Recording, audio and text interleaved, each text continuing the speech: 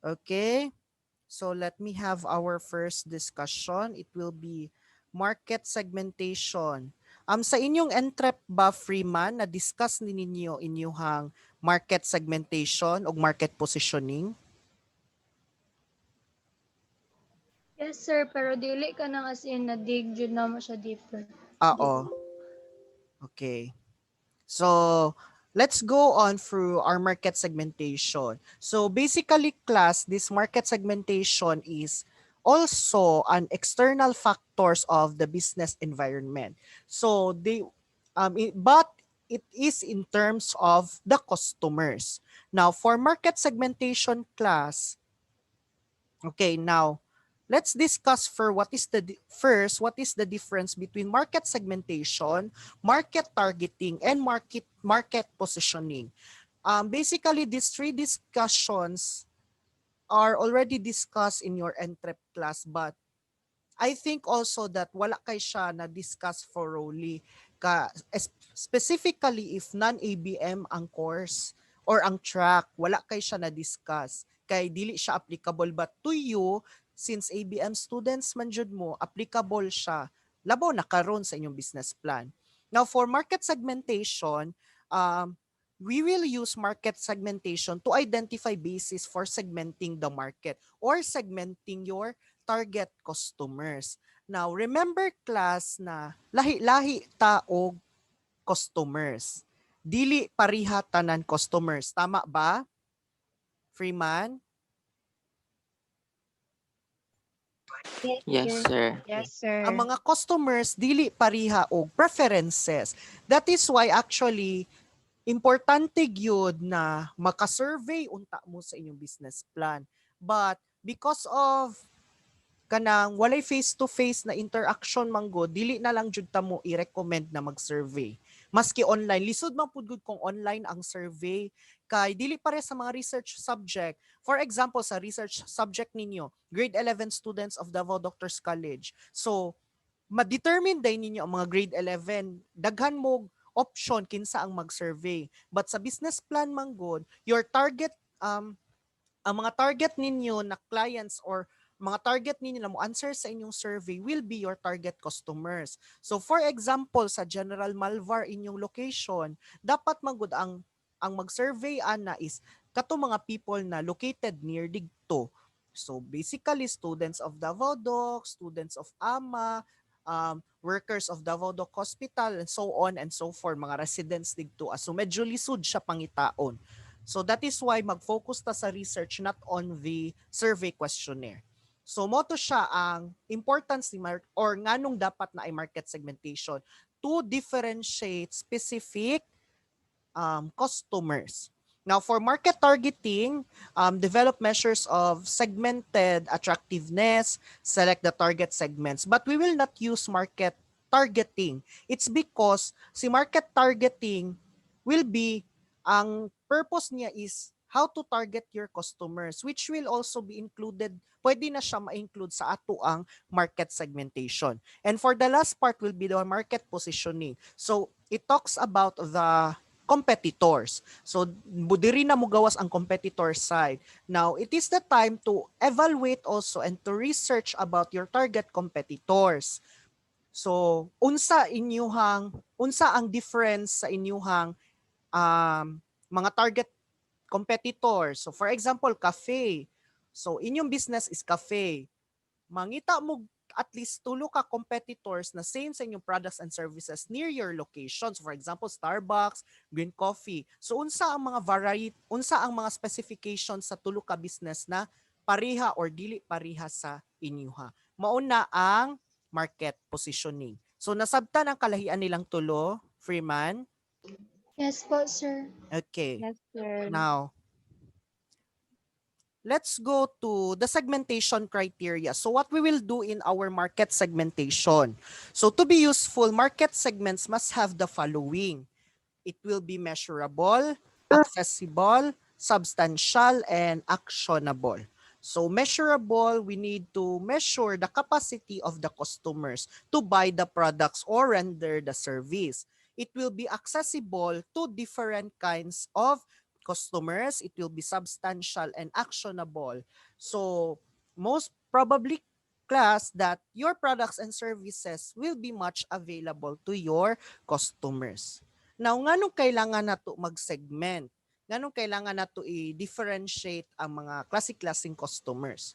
So to meet customer needs more precisely para ma-specify jud nato unsa ang need ni customer. So specific marketing mix for each customer segment means offering customers better solutions for their needs. Next is to increase profits. It's because kay kabalo taon sa trend, kabalo taon sa mga needs nila, mas kusog ang demand sa ato ang products and services as a business owner. And segment leadership. Okay. Market leaders are usually highly profitable. Market leadership gives them economies of scale and establish access to distribution channels. So, in segmentation also we can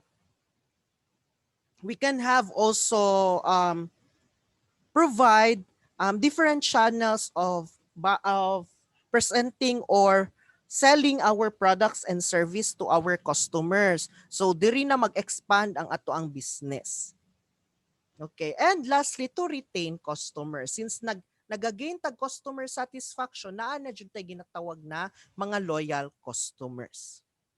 And also focus marketing communication. So promoting the products and services to be known by your target customers.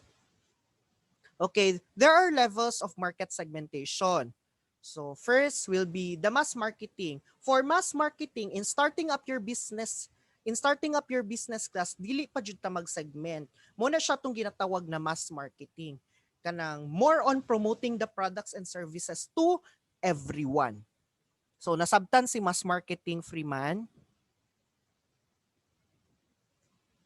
Yes, sir. Okay, now let's go to the complete segmentation. Now, it's the time to segment our markets. Naana tay mga determine na customers now, kailangan na nato i-segment ang mga customer depende sa ilahang mga needs. And last, to do something in between. So if naay mga customers na nakita nato na naay murag ka nang wala kay sila na satisfy sa product, so it is the time na to segment market depende sa choice nila or unsa ilahang need.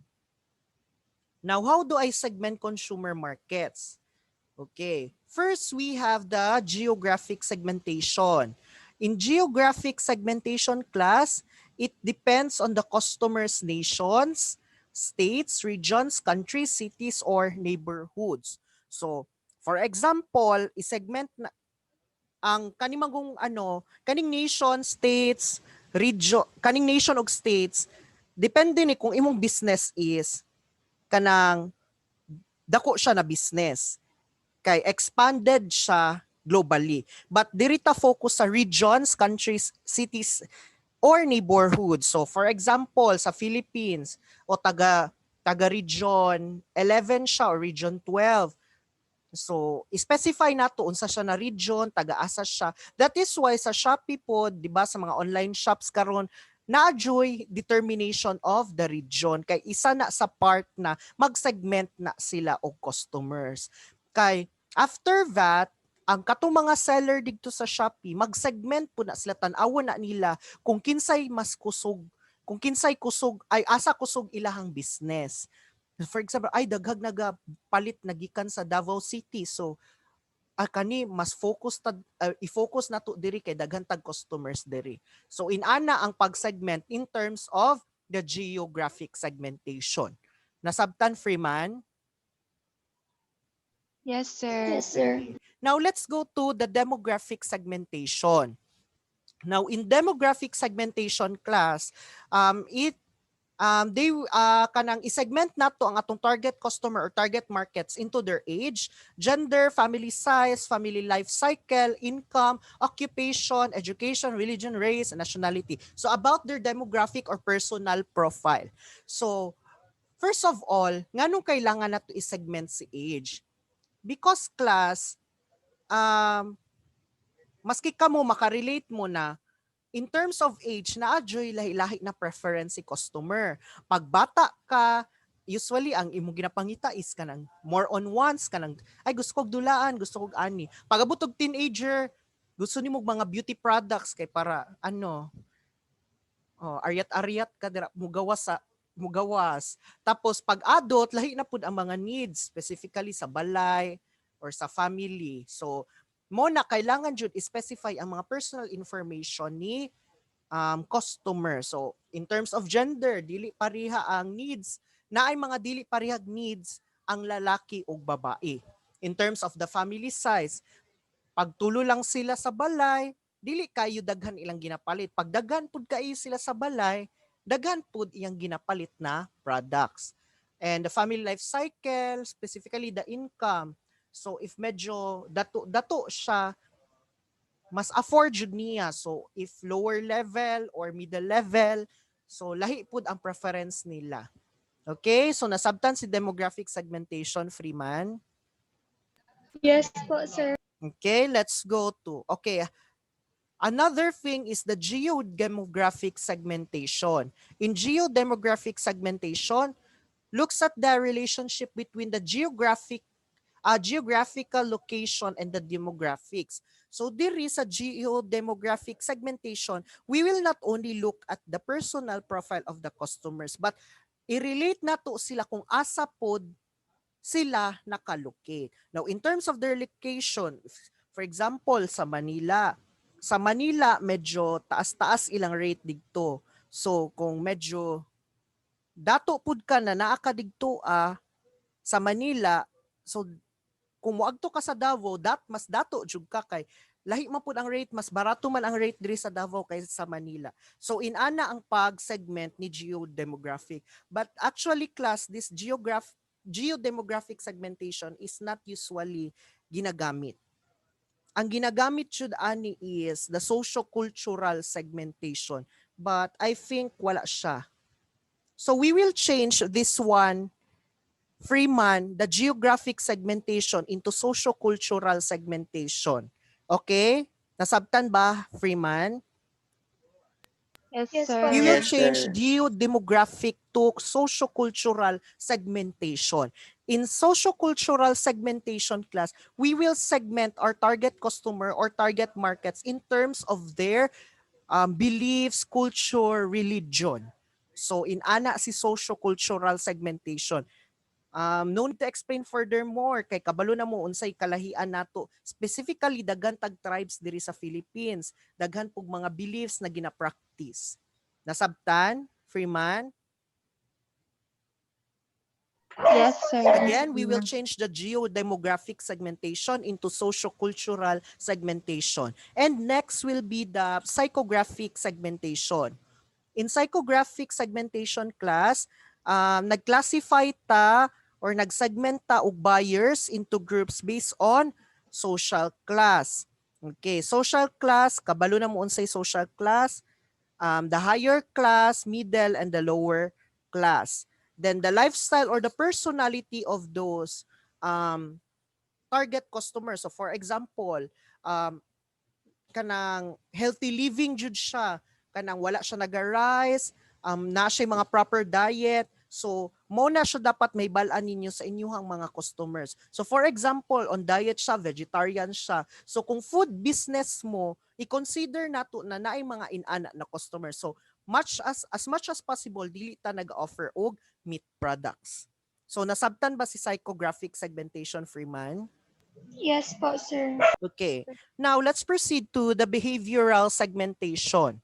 In behavioral segmentation class, nag-classify, nag-divide ta og buyers or target customer into groups based on their knowledge, attitudes, uses, or responses to the product. So there are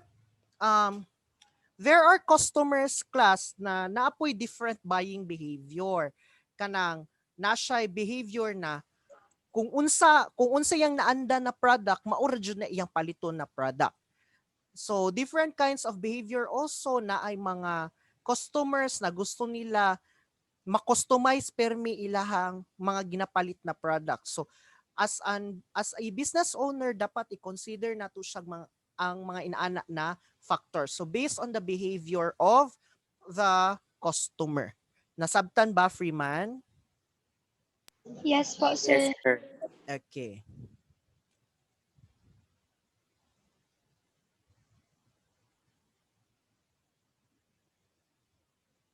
Actually, maura to siyang upat na segmentation process. So we have again geographic segmentation, demographic segmentation, socio-cultural segmentation because we changed the geodemographic, the psychographic segmentation, and the behavioral segmentation. Now, I hope in your market segmentation, I can see these 5 segmentation factors. Okay ba, Freeman? Yes po, sir. Yes, sir. Okay, that's the end of our market segmentation discussion. Any questions? None so far, sir. Okay, none. Let's proceed to our next discussion, which is the market positioning.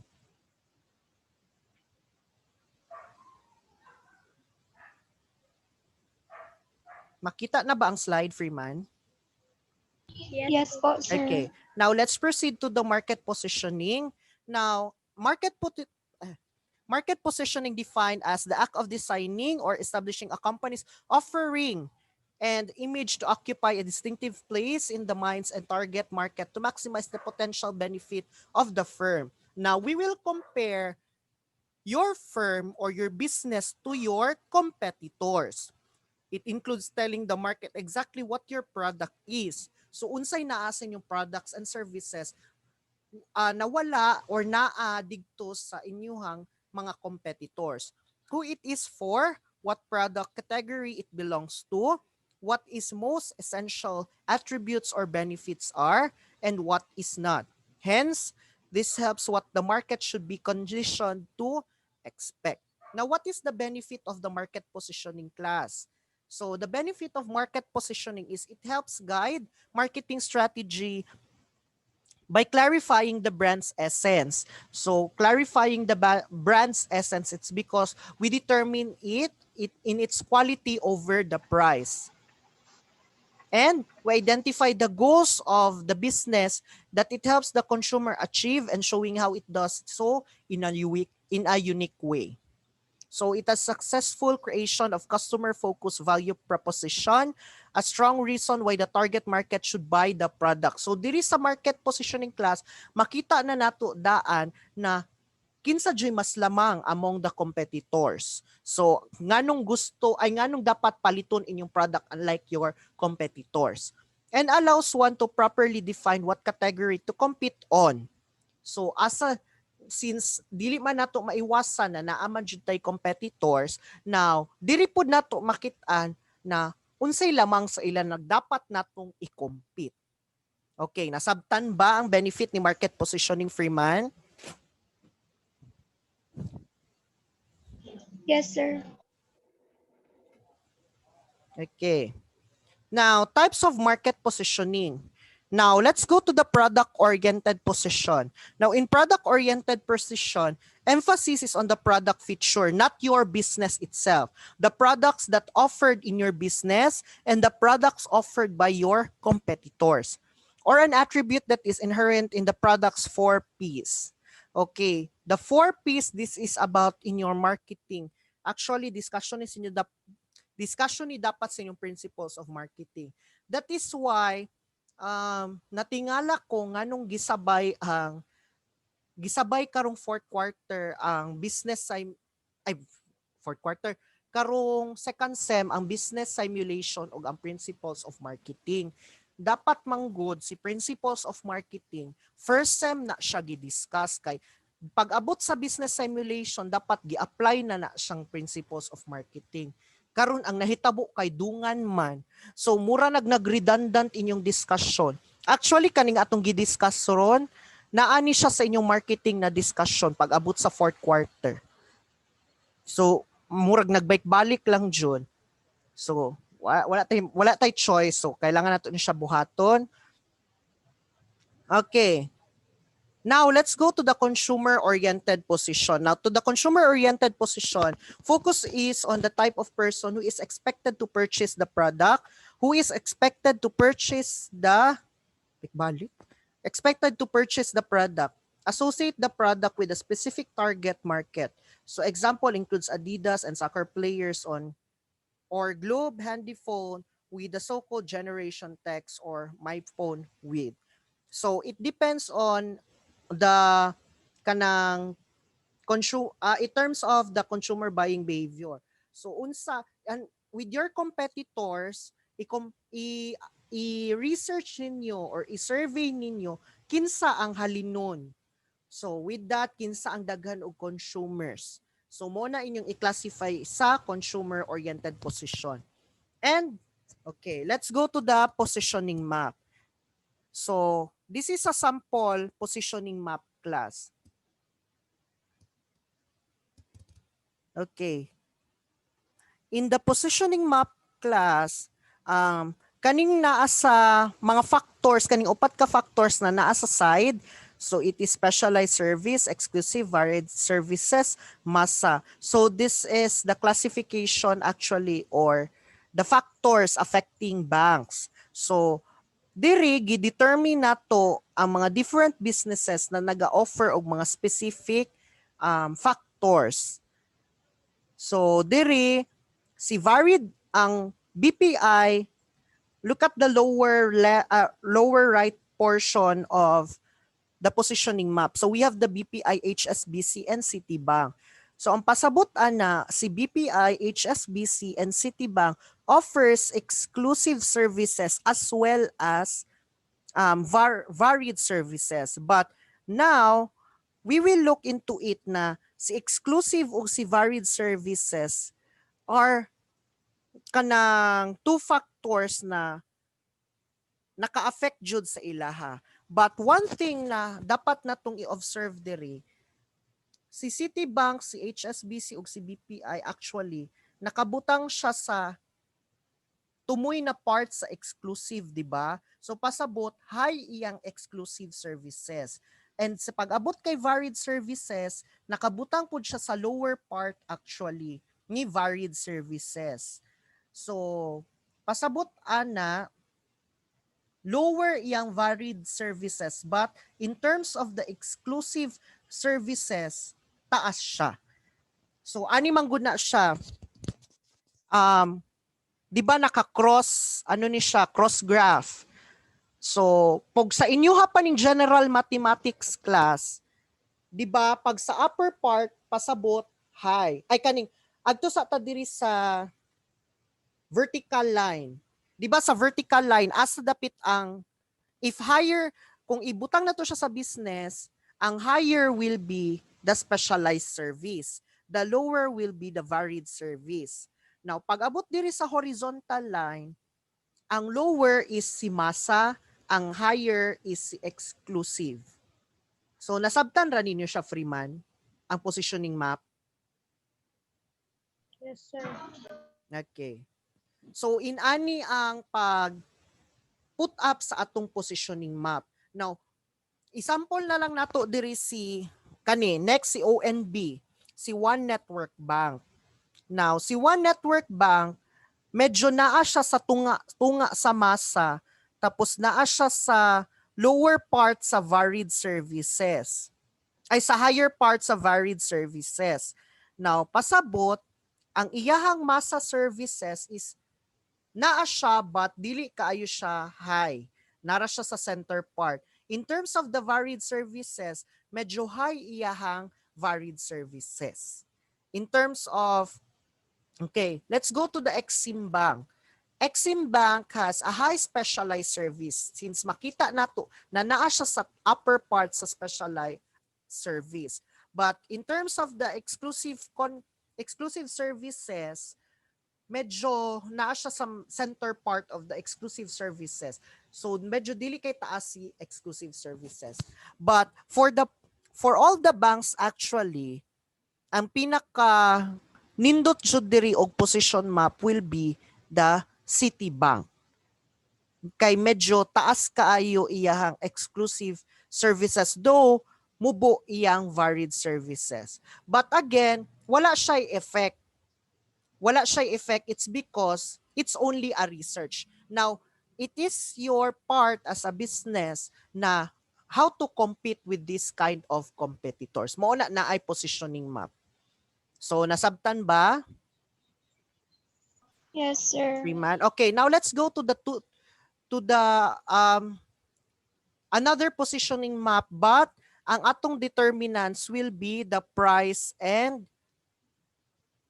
the benefit of a kind of toothpaste. So we all know na kanang mangita man jud tag toothpaste na kanang naay kanang maka-prevent jud og cavities, hala Colgate. So mag-specify tag mga different toothpaste with um unsa ka taas or ka mubo iyang cavity prevention with a high price and a low price. Okay, so familiar mo sa mga toothpaste na products. So we have Sensodyne, Aquafresh, Colgate, Pepsodent, Close Up, Unique, Zaa, Tawas. Tawas. Okay, Beam, Happy, Family Alert, Maxam. So these are the businesses that has actually all the toothpaste has cavity prevention, but we determine it kung unsa kataas yung cavity prevention with the factor na mahal siya or barato siya. So with that, there is ang mga tagas og cavity prevention will be Aquafresh, Pepsodent, and Colgate. But medyo taas iyahang price as what you have seen in the position map. So we have a high cavity prevention pero medyo barato ra siya or naara sa mid-range iyang price. So we have Close Up, Unique, Zaa, and Tawas. And Sensodyne, ang cavity prevention ni Sensodyne, kanang tama-tama ra, mawala imo cavities, tama-tama ra siya. But the price is very high. So, nasabtan ra ninyo ang positioning map niya, Freeman? Yes po, sir. Yes, sir. So, basically class, I will only have two positioning map for you sa inyong business plan. Now, the first position map is like this. So, for example, coffee shop. I will let you determine at least 3 competitors. Dapat makita na kung sa inyong business plan na nakadetermine mo 3 competitors within your location. Dili mo magkuhag competitors na layo kay sa inyo ang location. Okay? So, for example, cafe inyong business sa Torres. So, unsa inyong mga competitors dito? Green Coffee, Starbucks, sa mga coffee shop dito. Kung tayo na Bose Coffee Shop. So, kana silang 3 competitors, himuan ninyo sila og positioning map. And also, for the next part will be the products of your specific businesses. So, in terms of the product, magnita mong product na same mo tanan naa. For example, caramel macchiato. With your business and with your 3 competitors, naamoy caramel macchiato na product tanan. So, kana si caramel macchiato, ibutang na muna siya inyong factor diri sa products positioning map, then i-determine ninyo with the high price and with the quality of the product. Nasabtan ba, Freeman? Yes, sir. Yes po, sir. Okay, so mo lang na siyang ako ang i-require sa inyong market positioning or the positioning map. Any questions, Freeman? None so far, sir. Okay, let's proceed now to our last discussion, which will be the marketing programs and strategies. Okay, in marketing programs and strategies class, basically, diri na mo gawas ang mga strategies na dapat ninyong buhaton how to market your business as well as your products and services. Now, okay, before you start your marketing programs and strategies, you should have your objectives. So what will be the objectives of your business? With that objectives, makakam up mo inyong mga strategies. So Strategies, action plans. Okay, what are those action plans?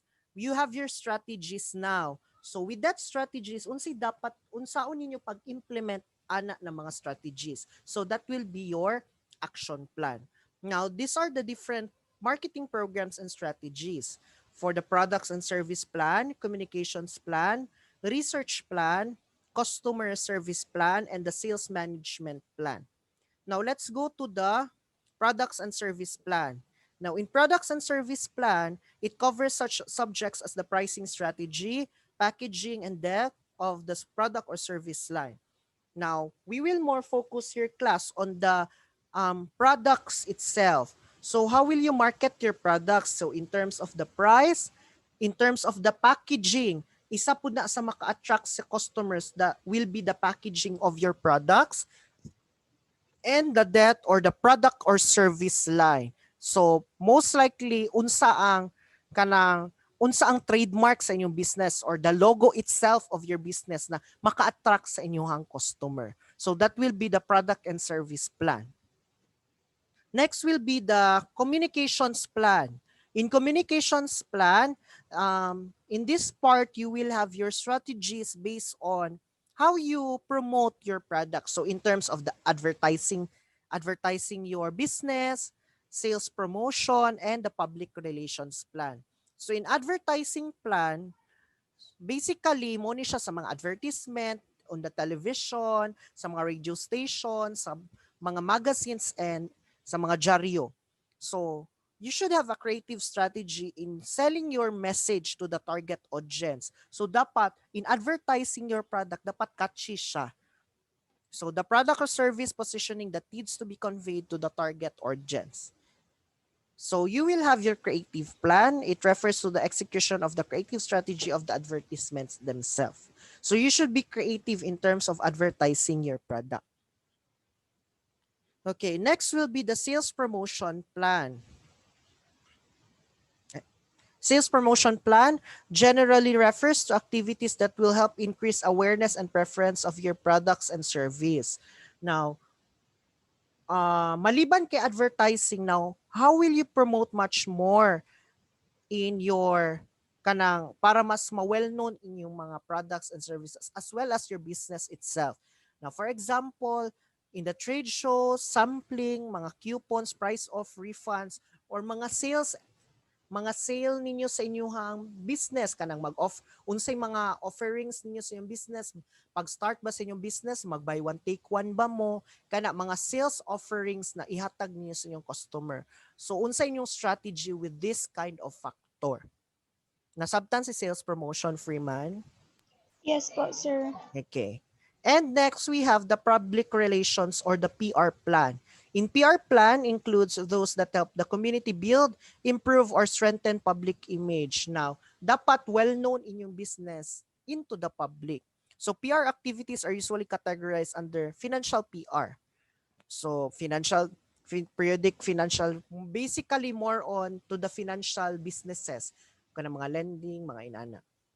But, for the kanang mga sole proprietorship businesses, dili man kay siya necessary na ay public relations plan because of the advertising itself. So dili na kay siya sige ani na lang i-omit nato ni si public relations plan, okay? Wala tay public relations plan, Freeman, ha? Nasabtan? Yes po, sir. Yes, Okay. sir. We will omit public relations plan. And next, the research plan. Okay. In research plan class, I do believe that you have already researched about products and services that also related to your business. So that will be your review of the related literature. So you research globally about your products and service. You research locally and specifically in the community. Now, how will you justify your research in terms of the in your research, unsa na mga strategies ang makuha ninyo to make your business more efficient? So, with your research, dapat na amoy justified strategies na gikan sa inyong RRL na makatabang sa inyong business. So, nasabtan si research plan. So, I do hope so na nakoy mga makita na research ani diri sa inyong research plan. And also, don't forget the references, class. Basta mag-research gani mo, please put references, okay? Okay ba, Freeman? Yes po, sir. Okay, thank you. Then, okay, what the research agenda should at least include the following. So, if mag-research mo, dapat na ani ng mga questions. Who is the target audience? What does the customers want? What does competition offer them? And what can we offer them? Also, sa research plan, dapat ma-answer or ma-provide ni siya na mga questions. Okay, nasabtan ba, Freeman? Yes po, sir. Okay, and last will be the customer service plan. In customer service plan, objectives should be set for the performance of customer service. Now, not only you knows the objective of the company, but also your target customers. So, for example, effectiveness ranking within the industry, management, involvement, marketing involvement. So, not only si customer ang dapat involved, kamo mismo sulod sa management will be involved. So, kamo magtinabangay pud mo og strategies, maghatag pug mga strategies on how to market your product. So, involved tanan ba sa marketing or kanang unsa tanan ba mo na ay part na unsa ang pag-market sa inyong business. So, the customer service plan, in terms of kanang naamoy mga customer, each of you will also conduct a research or survey or kamo ba isa-isa na mag-adto ba mo mga specific places to market. So basically, in the customer service plan, it is the part of the company and the management itself to promote the products or to promote your business. And last is the sales management plan. So in sales management plan shows conversion of customer awareness to trial and repeat purchase rates. So in sales management plan, we all know that in the mid part of your business, you can already declare high profits. Now, you should make strategies on how to maintain those high profits or high sales. So buhatan ninyo siya mga strategies on how to maintain those high sales volume. Okay? So any questions, Freeman? None, sir. Okay. If none, now, this will be our last meeting for the third quarter. Next meeting, I will not have a class so that you can focus on editing your final marketing plan, which will be passed on the last Friday of January, which is January 29. Tama ba? Okay. So I will make a new assignment in the Google Classroom Leaders. So digto ninyo isubmit ang inyong final output. Again, deadline will be January 29, 11:59 p.m. Now, after that, the next week will be the final checking of the marketing plan. And on February 10 will be your exam. So wala gyapon na finalize kung mag-pre-defense ba more exam. But I think the decision will be this week.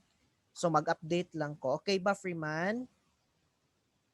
Yes, po, sir. Okay. Yes, So if no more sir. questions, class secretary, kindly give me the attendance after this meet. Okay ba? Kinsa may class secretary? Naa ba? Kung walay secretary, any of the class officers na lang. Okay? Submit the attendance right after. Okay, na-screenshot na ba?